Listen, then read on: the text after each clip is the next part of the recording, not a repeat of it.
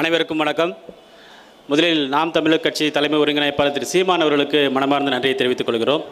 ஏன்னா நிறைய கட்சிகள்கிட்ட நாங்கள் கோரிக்கை வைத்து விண்ணப்பம் வைத்து எல்லாம் பண்ணும்பொழுது முதல் முறையாக நாங்கள் வருகிறோம் என்று சொல்லி சரி சொல்லுவாங்க செய்ய மாட்டாங்க அப்படிங்கிற எல்லாருமே சொன்னாங்க. ஏன்னா அண்ணன் வரேன்னு சொன்ன உடனே எனக்கு நாங்கள் யூடியூப்பில் வீடியோ போட்டோம், சொல்லதான்ப்பா செய்வாங்க வரமாட்டாங்கன்னாங்க. பட் அதே மாதிரி நடத்தி காட்டி உண்மையிலேயே தேர்வு எழுதிய இந்த தேர்வு எழுதுனது 15 லட்சம் பேர், பட் ஒட்டுமொத்தமாக 50 லட்சம் பேர் டிஎன்பிஎஸ்சி தேர்வுகளுக்கு ப்ரிப்பேர் பண்ணிட்டு இருக்கிறாங்க. ஸோ அது ரொம்ப முக்கியமான ஒன்று.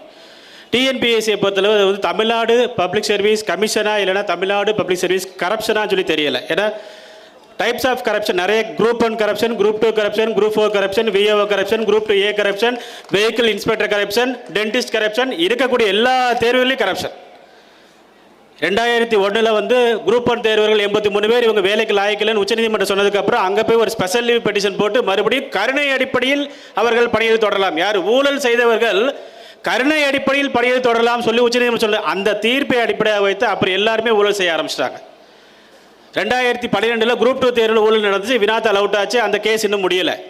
2016 குரூப் 1 ஊழல் நடந்துச்சு, அந்த கேஸ் இன்னும் முடியலை.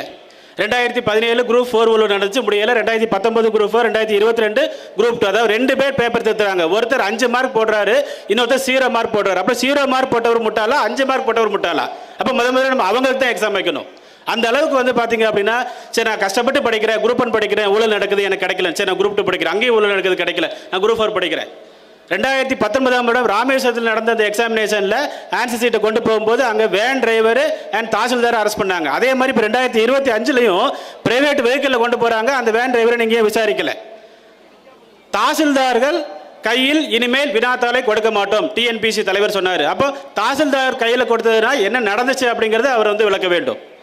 அப்புறமா டிரான்ஸ்லேஷனில் பார்த்தீங்கன்னா அவ்வளவு தவறு.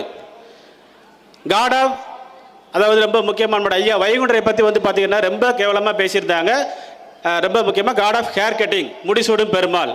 ஸோ இப்போ நாங்கள் என்ன கேட்குறோம் அப்படின்னா டிஎன்பிஎஸ்சி சேர்மேன், டிஎன்பிஎஸ்சி நாற்காலி மனிதன் அப்படின்னு சொல்லலாமா? சேர்மேன் நாற்காலி மனிதன் அப்படின்னு சொல்லலாமா? ஸோ அது தப்பு தானே?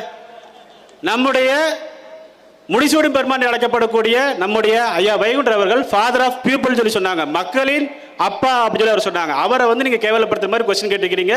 இது வரைக்கும் ஒரு மன்னிப்பு கூட கேட்கல. ஸோ இப்போ ஒரு சோப்பு டப்பா நம்ம வாங்குறோம் அப்படின்னா அந்த சோப்பு டப்பா ஏதோ டேமேஜ் ஆயிடுச்சு இல்லைனா காலாவதி ஆயிடுச்சுன்னா திருப்பி கொடுப்பாங்க. அதே மாதிரி தான் டிஎன்பிஎஸ்சி கொஸ்டின் காலாவதியான கொஸ்டின் 1953 நடந்த ஒரு இன்சிடென்ட் நீங்கள் கேட்குறீங்க. அப்புறம் ரொம்ப முக்கியமாக பார்த்தீங்கன்னா டேமேஜ் ஆன கொஸ்டின் நிறைய இடங்களில் வினாத்தாள் அவுட் ஆகி தான் வந்துச்சு. ஆனால் நீங்கள் மறு தேர்வு என்பது நீங்கள் நடத்த மாட்டேங்கிறீங்க. ஒரு எலெக்ஷன் கமிஷன் மாதிரி தான் டிஎன்பிஎஸ்சியோ, அரசியலமைப்பு சார்ந்த ஒரு அமைப்பு. அப்படி இருக்கும் பொழுது எலெக்ஷன் கமிஷனில் ஏதோ ஒரு தவறு நடந்தால் மறு தேர்தல் நடக்கிறது. அதே போன்று டிஎன்பிஎஸ்சியில் தவறு நடந்தால் மறு தேர்வு வைப்பதற்கு என்ன இங்கே பார்த்தீங்கன்னா ஈஸியாக வைக்கல, அது எதுவுமே பண்ணது கிடையாது. ஸோ ஒட்டு மொத்தமாக தமிழ்நாடு அரசு பணியாளர் தேர்வு ஆணையம் சீர்திருத்தம் செய்யப்பட வேண்டும் என்று கூறி வாய்ப்பளித்த நாம் தமிழர் கட்சி தலைமை ஒருங்கிணைப்பாளர் திரு சீமான் அவர்களுக்கும் மற்றும் அத்தனை தமிழ் சொந்தங்களுக்கும் நன்றி கூறி வருகிறேன், விடைபெறுகிறேன்.